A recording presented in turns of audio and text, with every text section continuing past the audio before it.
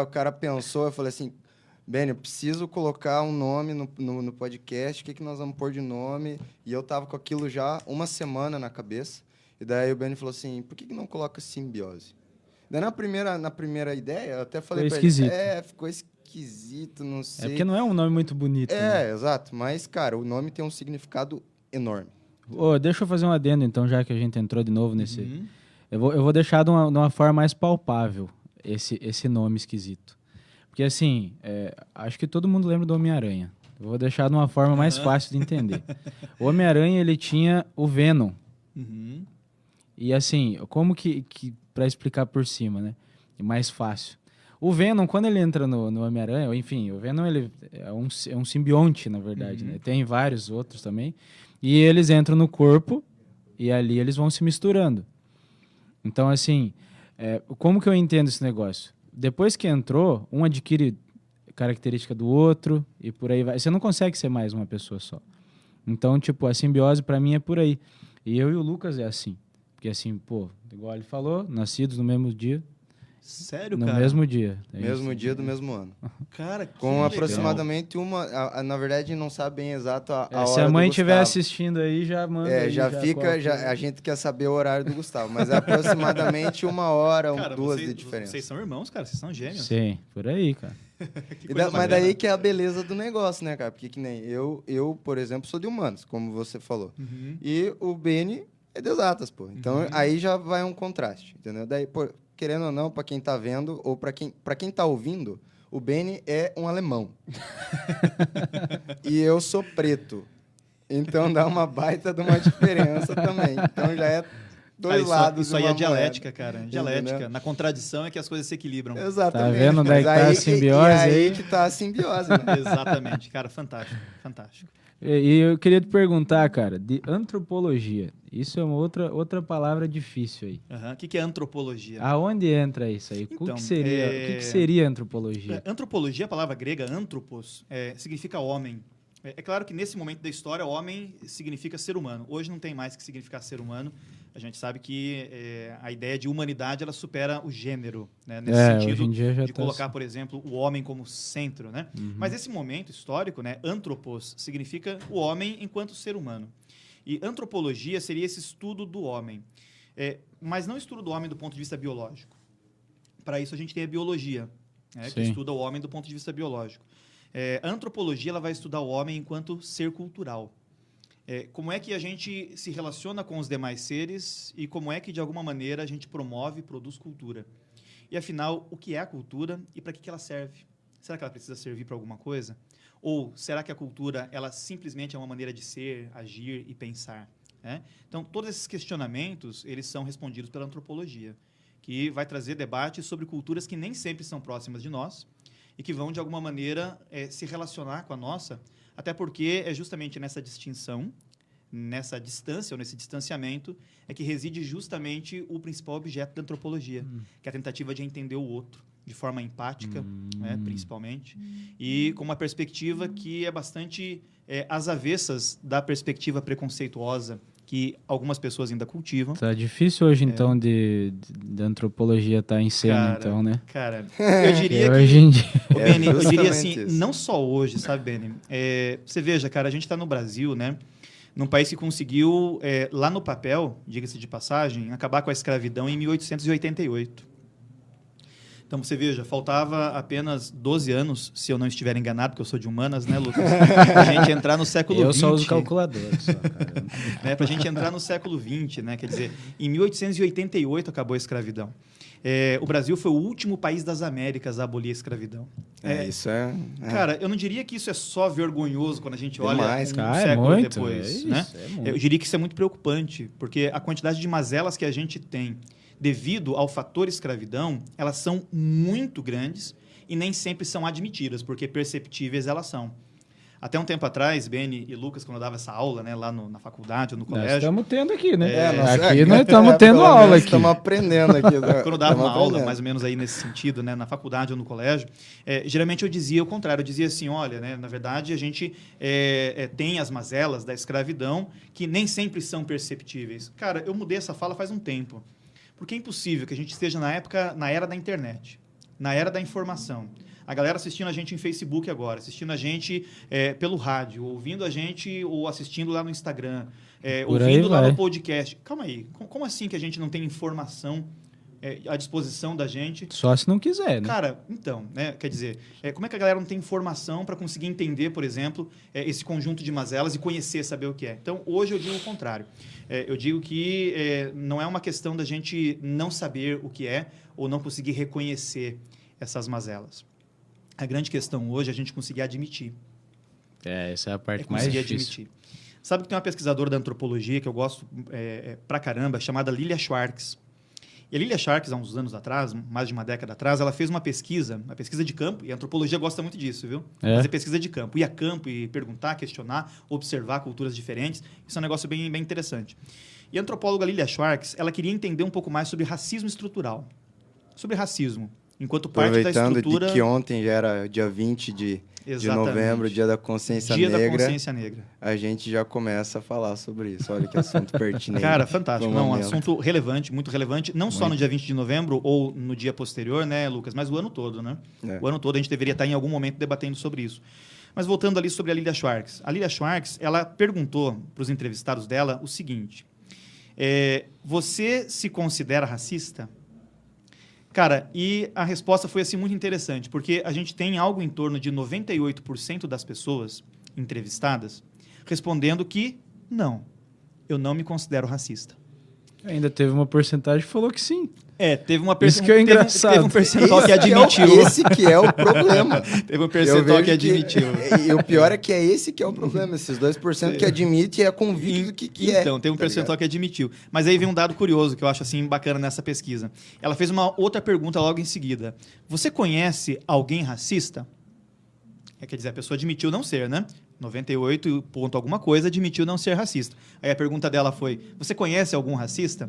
E aí a mesma galera, os 98% ali, responderam sim, eu conheço pelo menos um racista ou mais de um racista. E a Lilia Schwartz vai chegar a uma conclusão preliminar. Ela vai dizer o seguinte, essa conta não bate. Porque se todo brasileiro conhece um racista, mas nenhum brasileiro, quase nenhum brasileiro... Não precisa ser expert em matemática é racista. Pra perceber. Já pegou de calça curta. Ela chega a uma conclusão. A conclusão dela, eu pelo menos acho fantástica. Ela diz assim, todo brasileiro se sente uma ilha de democracia racial cercado por racistas de todos os lados. O brasileiro se sente uma ilha de democracia racial cercado por racistas de todos os lados. Beni e Lucas, o que eu diria para vocês... em relação assim, a racismo estrutural, isso é um outro debate, cara, que demora pra caramba. A gente ficaria aqui horas falando sobre isso. Mas, em curtas palavras, eu diria assim, o primeiro passo é a gente admitir que a gente vive, sim, num modelo de sociedade cuja própria estrutura é fundada sobre o racismo. Só que a grande questão é como é que a gente vai fazer as pessoas admitirem, Beni e Lucas e o ouvinte que está em casa, como é que a gente vai fazer as pessoas admitirem ou esperar que as pessoas admitam algo que elas não conhecem? Não conseguem perceber. Cara, a gente conversou muito já disso. Cara, as pessoas não conhecem. Você veja só, há uma obrigatoriedade no Brasil de ensinar na escola história e cultura afro-brasileira. História da África, inclusive, cultura africana e história e cultura afro-brasileira. Cara, eu vou dizer uma coisa para você. A rotina das escolas hoje, no Brasil, é uma rotina tão acelerada, você entende? Onde os professores, eles vivem num ritmo tão frenético. E aí tem um monte de outros fatores, como, por exemplo, Sim. a própria desvalorização profissional, profissional isso do aí professor. É uma tristeza. Do professor.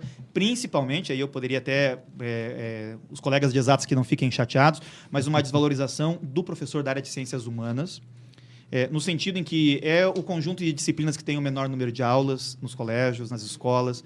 Ou seja, o tempo destinado para debater esse tema é um tempo muito pequeno.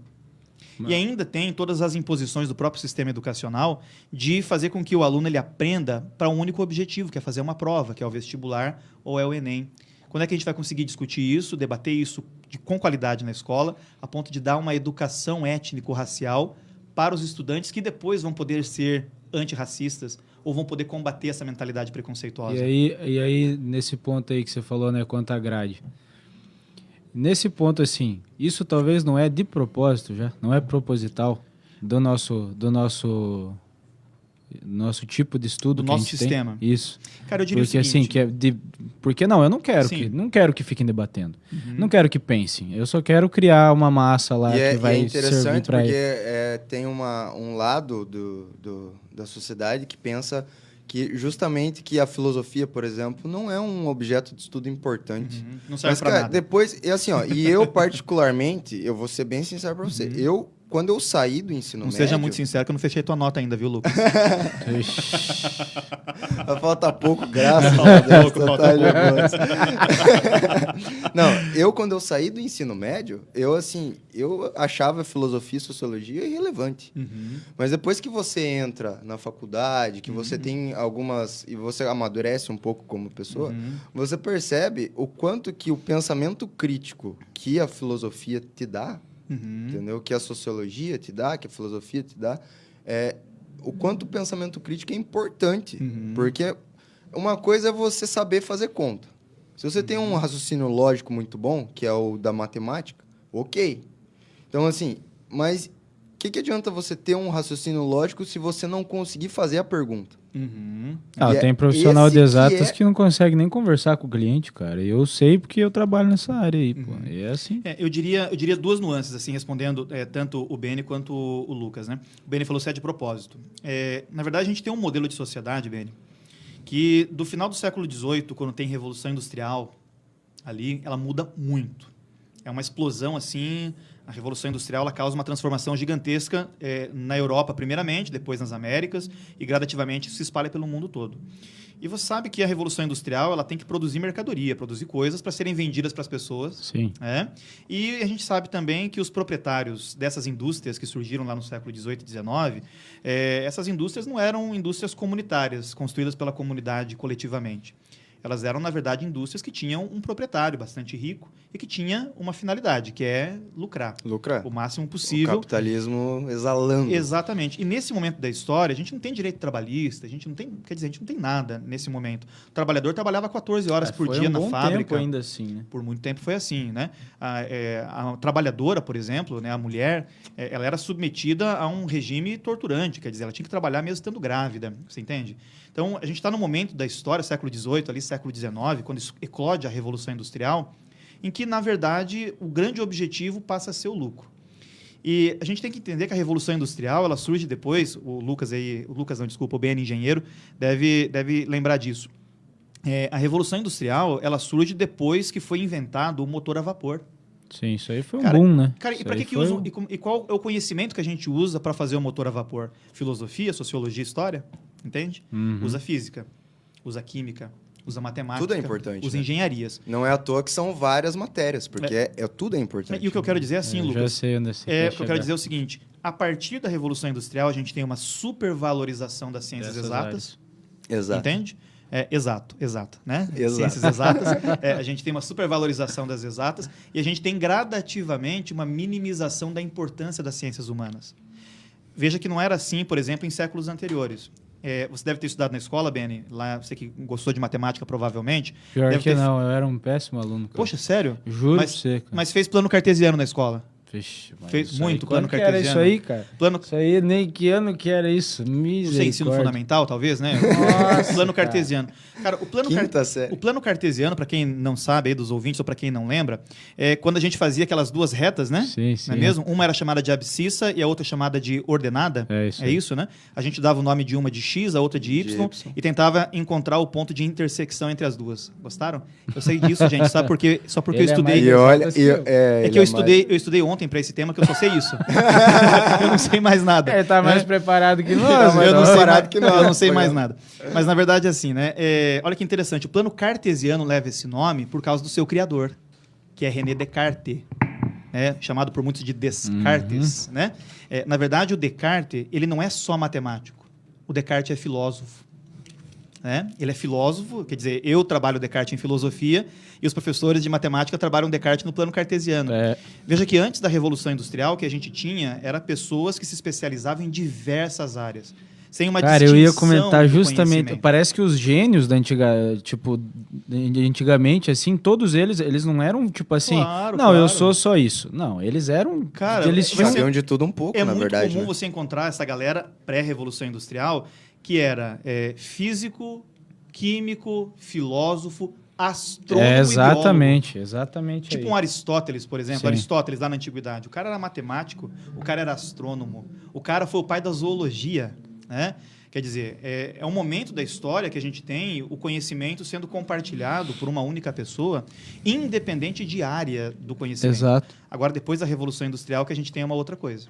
O que a gente tem é uma O foco, supremacia das ciências exatas sobre as ciências humanas por conta de uma necessidade de superprodução que surge a partir desse período. Sim. Então, veja, quando a gente fala a educação é assim de propósito, sim e não, entende? Entendo. Sim, porque o modelo de sociedade que a gente tem pós-revolução industrial é a sociedade da produção da mercadoria para ser vendida para as pessoas. Posso dar Fica à vontade, só um imagina. parênteses aqui no meio, professor. Aqui é uma rádio, um podcast de luxo. Aham, Entendeu? aham. Então a gente vai te oferecer alguma coisa para beber aí. Opa, ótimo. Tipo uma água. Tipo uma água. Não, mentira. Tem.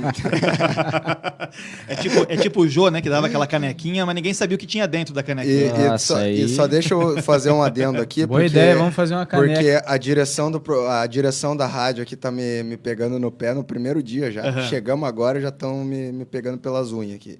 Então a gente tem que avisar para todo mundo que programa que é esse aqui. Então é o seguinte, você que está no ar aí ouvindo pela Rádio São Miguel, a gente está no programa Simbiose, que é o podcast oficial da São Miguel FM e que é a evolução da Rádio São Miguel. Então, para você que está chegando agora aí na rádio, lembra aí, dá uma olhadinha lá, dá um salve lá no nosso Instagram, lá, ajuda a gente, faz favor, por favor. É Simbi, com B mudo, Simbi Podcast. Então dá uma passada lá, segue a gente lá no Instagram. Vamos fazer propaganda do convidado também aí, quem quiser seguir o nosso fantástico professor. O professor Galdino tem um Instagram que ele passa dicas sobre redação do Enem, ele faz algumas análises críticas sobre algumas coisas, então dá uma passada lá e dá uma olhada, é @profgaldino, tudo junto. E quem tem aula com ele aí, ele falou que se não seguir, sem chance de passar. A nota vai para baixo aí, eu tô ligado não que tem uma galera... condição de passar, eu tô ligado que tem uma galera aí que estuda comigo, que tá me assistindo, né? Então faça favor de ficar esperto aí. Cara, vamos pegar esse gancho aí. E de onde veio a vontade de ser professor? Ou não teve? Simplesmente Caramba, aconteceu? Cara, essa pergunta, eu, apesar de não ter me preparado para responder essa pergunta... não estava no script? Não estava no script. Perdão, fugiu do script aqui. Ô, produção, faz favor aí, chama a produção aí para ver o que podemos fazer aqui para resolver esse problema. Cara, eu gosto de responder essa pergunta. Talvez aí alguém seja um futuro professor e ainda não saiba. É interessante isso, né? Na verdade, eu tive um ensino fundamental, uma educação infantil, ensino fundamental, ensino médio na escola pública. Me orgulho muito disso, diga-se de passagem. Eu também, gostei muito, inclusive. E eu também. Passei pela escola pública. Muitos professores fantásticos, inclusive. Cara, a vivência de escola pública, ela permite pra gente, assim, solucionar questões que talvez a gente não teria se estivéssemos em outro ambiente. A diversidade que a gente tem na escola pública é algo assim que a gente não consegue observar em nenhum outro lugar. Sim. Mas falando sobre a minha escolha, né, de profissional da educação. Eu estava na 7ª série. E uma professora, vou citar o nome dela aqui, professora Neide Mariotti Corrente, lá de Santa Terezinha de Itaipu, da minha amada cidade. Professora Neide, se estiver ouvindo, grande beijo para você. Professora fantástica de geografia. Professora Neide, uma vez, ela dividiu a sala de aula em grupos para apresentar trabalhos. E era um trabalho sobre política, que falava sobre política, falava sobre economia, um trabalho de geopolítica dentro da geografia. Eu lembro muito bem que eu fui falar a minha parte, porque nessa época, né, Lucas, Beni, quem está ouvindo em casa, a gente começava a apresentar um trabalho e começava sempre do mesmo jeito, assim, a minha parte né? A minha parte e o suador, assim, embaixo da camiseta tipo já tá... Nós hoje aqui, tá né? louco, tipo nós hoje cara. aqui, né? Não, eu não tava só... exclama assim, não. O que acontece? Eu gostava tanto da professora Neide, mas eu gostava tanto dela, e gosto dela até hoje, né? Uma professora muito simpática. Hoje não é mais professora. Hoje ela se dedica à política municipal, fantástica também, tanto como professora quanto política. Uma pessoa ética, extremamente ética. E eu gostava muito da professora Neide, como professora em sala de aula. Eu me preparei muito para esse trabalho. Eu me preparei muito mesmo. Eu me organizei para esse trabalho. E aí aconteceu o quê? Que quando chegou o momento da apresentação, eu era o 3º ou 4º ali do grupo, né? E aí chegou a minha vez.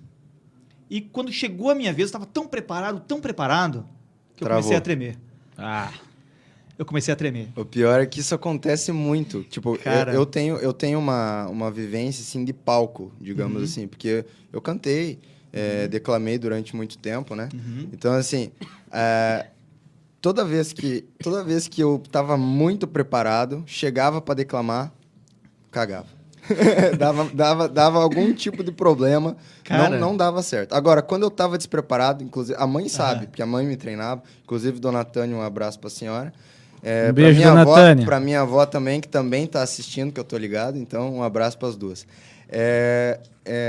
Quando eu me preparava, não dava. E quando eu não me preparava, dava certo. Olha só.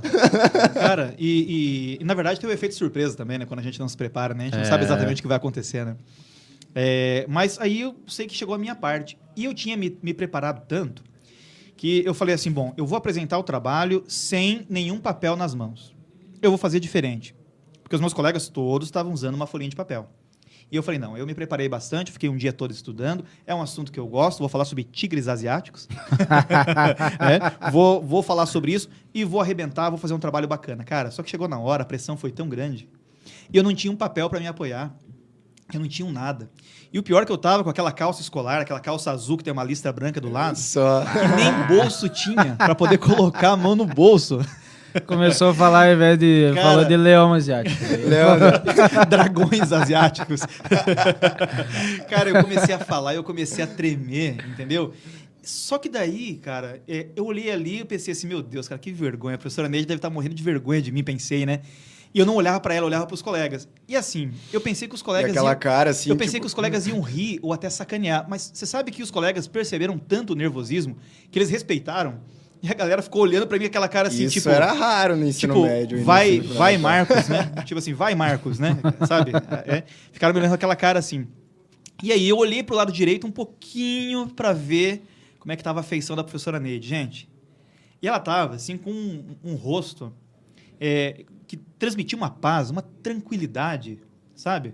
Cara, ela olhou pra mim e ela deu assim, esboçou aquele meio sorriso que pra mim já disse assim, cara, você tá no caminho certo, continua, vai, assim, é assim mesmo. Quer dizer, ela disse um monte de coisas com Sem um meio, falar nada. cara, sem falar nada, um meio sorriso e um olhar fixo pra mim, entendeu? De atenção, que ela tava dando atenção para aquilo que eu tava dizendo. E naquele momento ali rolou um desbloqueio.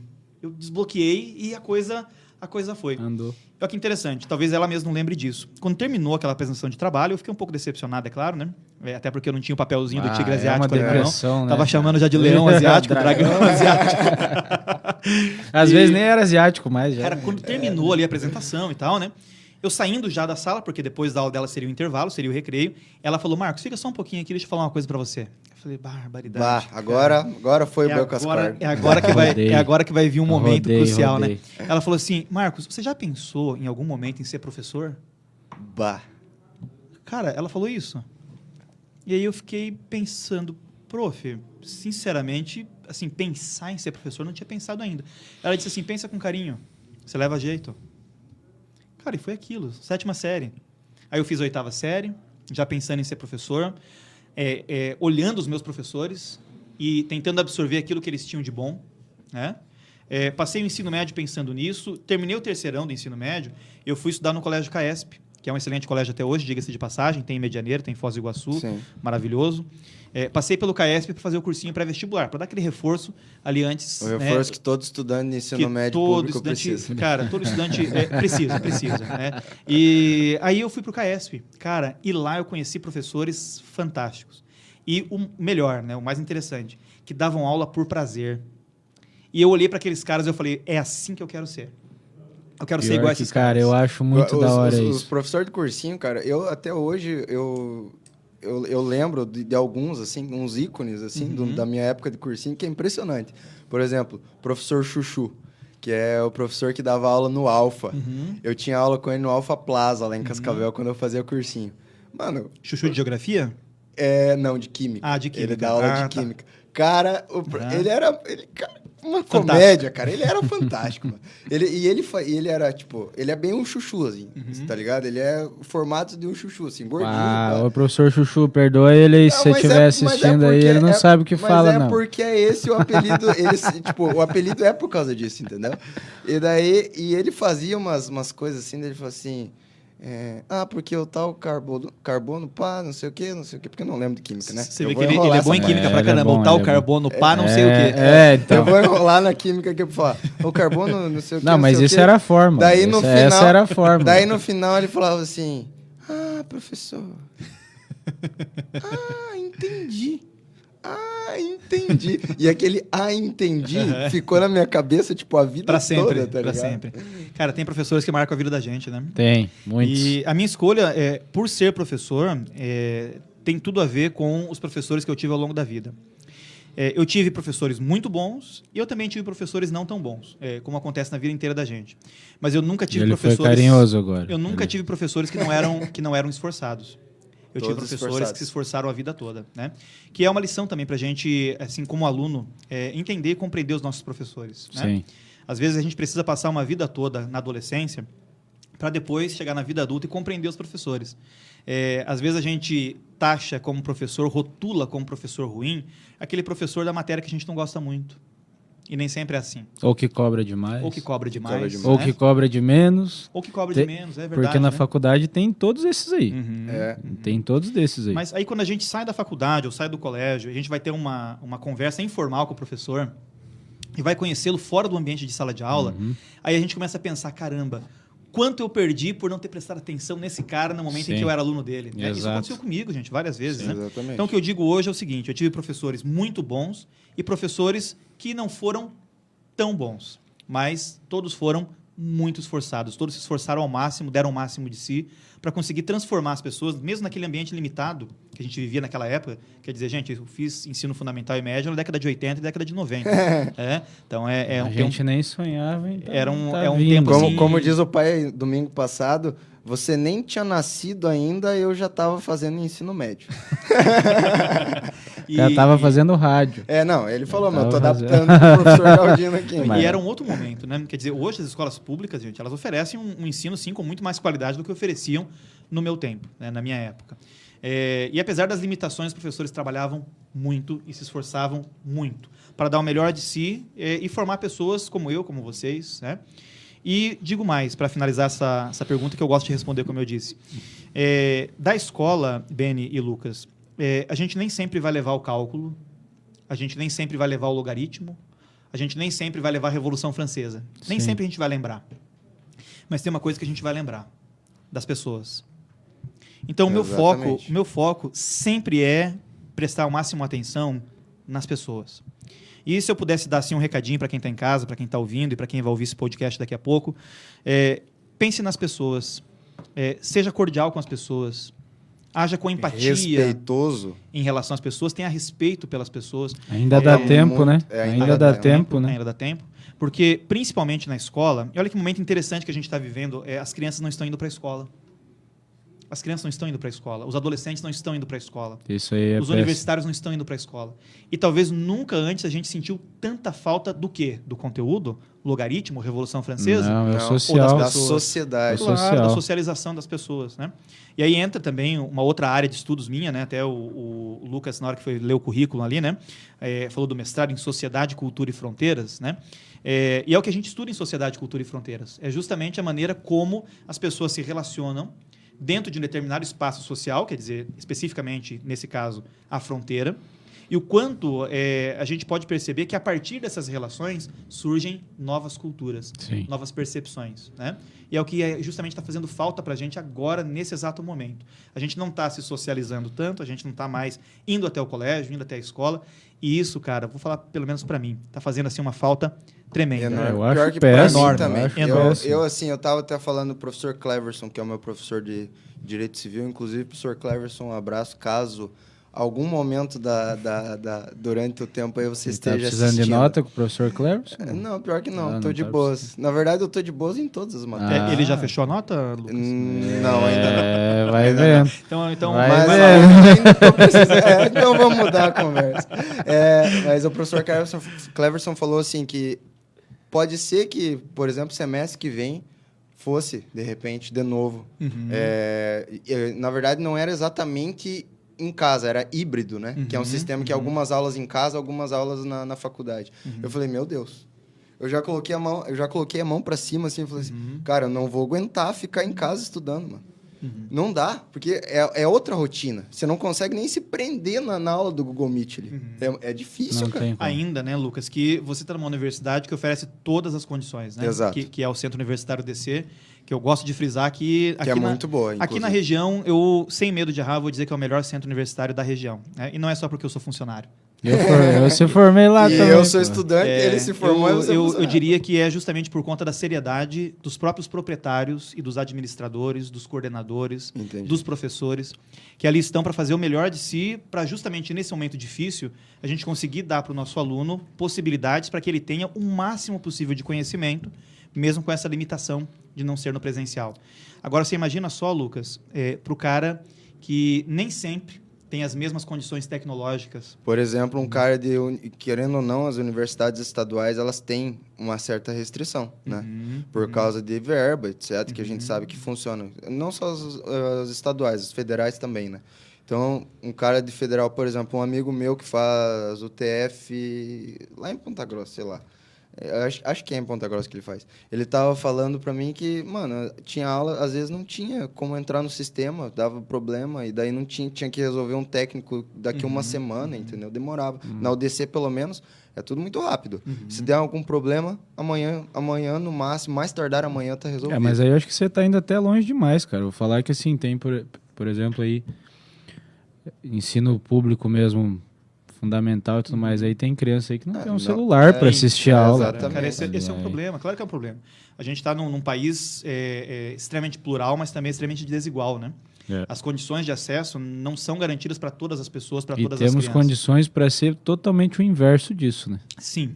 Nós temos condições. O Brasil é um país de uma economia pujante, sempre é top 10 no PIB mundial, em Produto Interno Bruto, mas a gente sabe que esse mesmo país que é top 10 no PIB mundial, quando a gente vai tentar entender o PIB per capita, que é a divisão da riqueza por pessoa... Tem uma divisão... Cara, a gente tem uma divisão extremamente desigual. Quer dizer, a gente tem um pequeno grupo que tem a maior parte do resultado dessa produção de riqueza e a maior parte das pessoas, na verdade, não se apropriam nem mesmo dos bens públicos que, teoricamente, foram construídos para elas, né? Exato. Não têm acesso à segurança, saúde, educação da maneira como deveriam ter, dado aí essa tamanha produção que a gente tem no Brasil. Por isso que eu entro lá, aquela hora que eu perguntei se isso talvez foi proposital, porque assim, a gente tem uma renda per capita bem dividida, né? Então assim, se esse pessoal todo, porque assim, muita gente vai viver a vida inteira com a mesma renda e assim, a culpa é dele.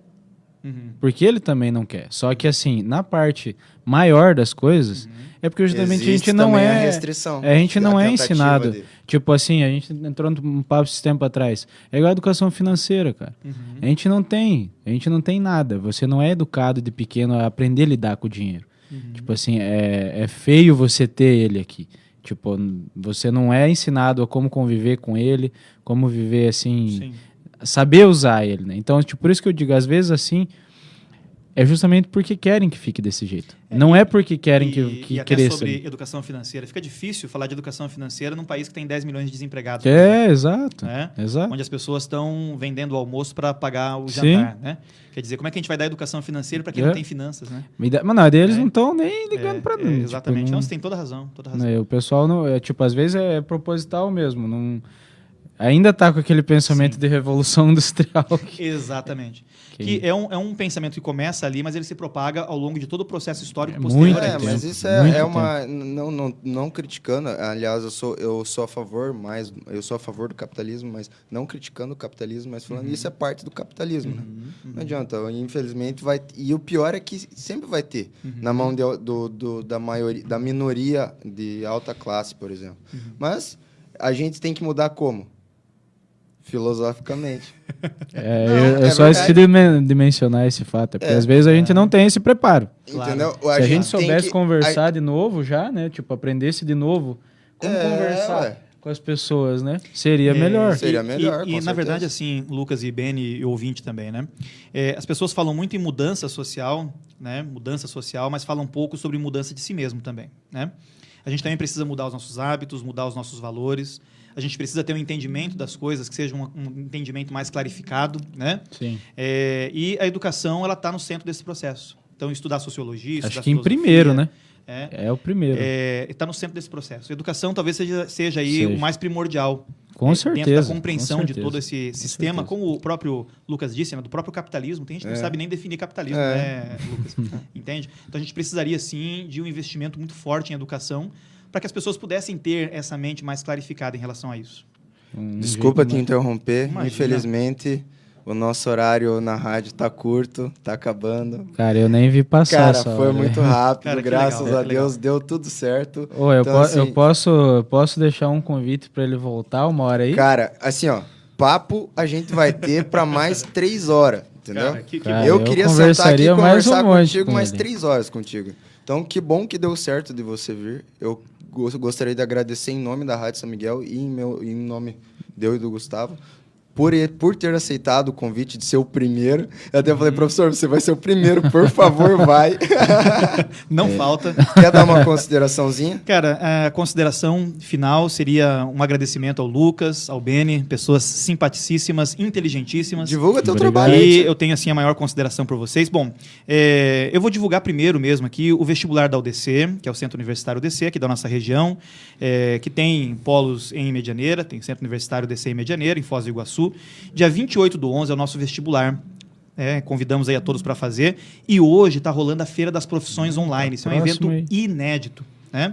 Então, para quem hoje acessar a Feira das Profissões online, ele vai poder fazer a inscrição para o vestibular de forma gratuita.